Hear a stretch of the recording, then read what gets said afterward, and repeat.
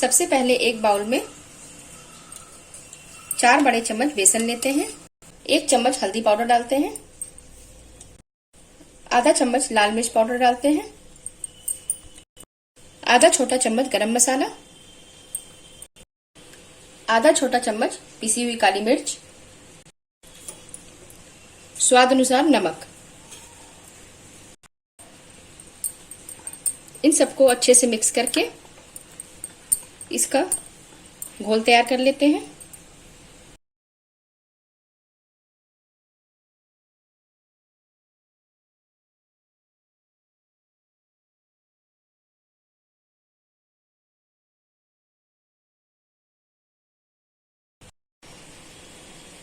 ये पनीर को हमने चौकोर टुकड़ों में काट लिया है।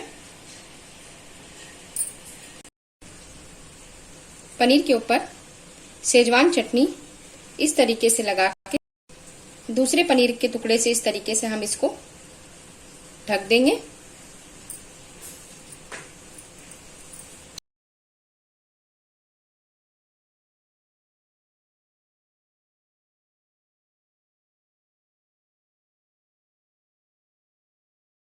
सारे पनीर इसी तरीके से हम तैयार कर लेंगे।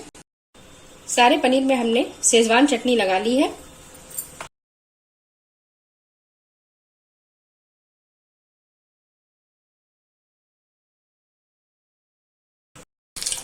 इस तरीके से बेसन में डीप करके इसको फ्राई कर लेते हैं।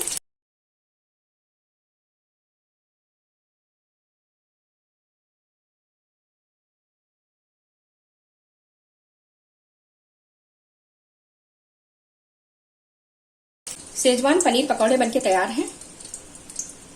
अगर आपको मेरी ये रेसिपी पसंद आए तो लाइक, सब्सक्राइब, कमेंट और शेयर करना ना भूलें।